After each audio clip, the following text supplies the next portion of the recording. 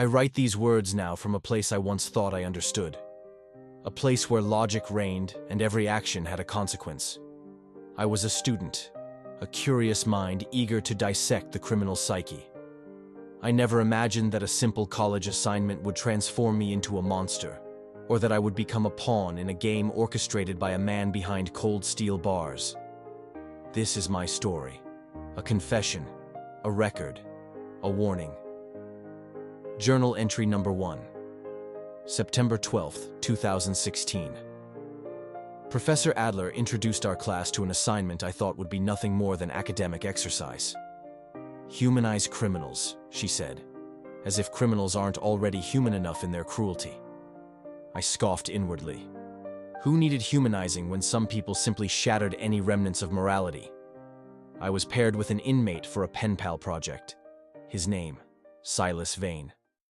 I had no idea what to expect.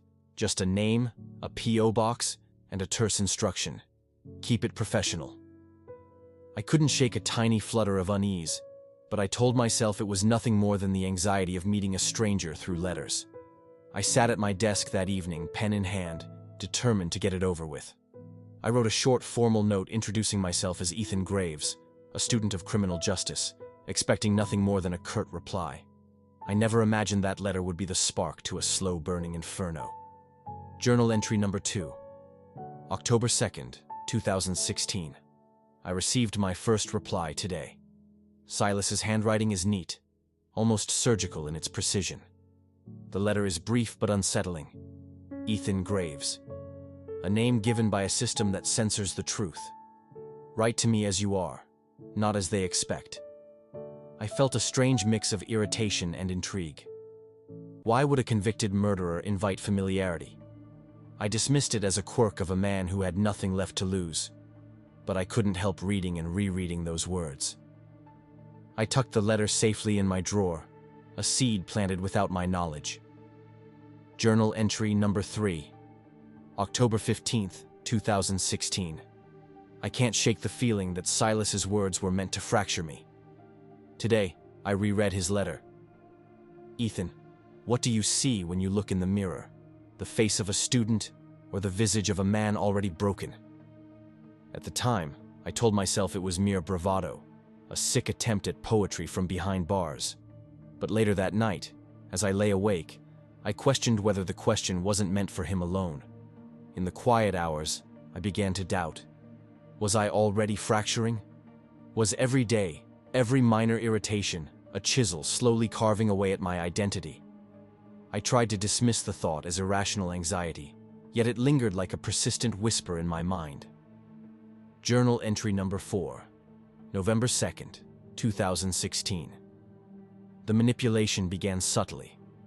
Silas never issued direct commands.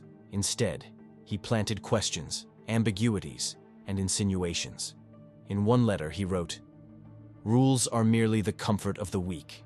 You, Ethan, have the strength to rise above them. But first, you must unlearn what they taught you."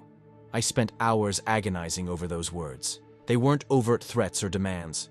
They were an invitation to question everything I believed in. I'd always taken pride in my rationality, my commitment to law and order. Now, a part of me wondered, what if those very principles were designed to hold me back?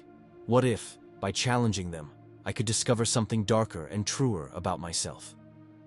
Every time I read his letters, the internal battle grew fiercer. I'd wake from dreams drenched in sweat, my mind split between a longing for liberation and a crushing guilt for even entertaining such thoughts. My professors noticed a change in my focus. My once crisp essays on criminal psychology were now laced with ambiguity, as if I were writing my own defense for questioning morality. Journal entry number 5, December 7th, 2016. Today, after a long lecture on the nature of free will, I found myself unable to shake Silas's voice from my mind. In a moment of solitude in the campus library, I scribbled a question in the margin of my notebook. What if free will is just an illusion, a myth we cling to in order to feel safe? Later that evening, a new letter arrived. Silas responded with chilling precision. "You question the nature of choice, Ethan. But remember, every choice you make has already been chosen for you by the inevitable pull of darkness. Embrace that pull, and you will see the truth. His words echoed in my head, clashing with the disciplined thoughts I once held dear. I struggled to reason with myself, to compartmentalize his influence as a mere curiosity. Yet, in the quiet moments, I found my convictions slipping, as if his philosophy were seeping into the very fabric of my thoughts.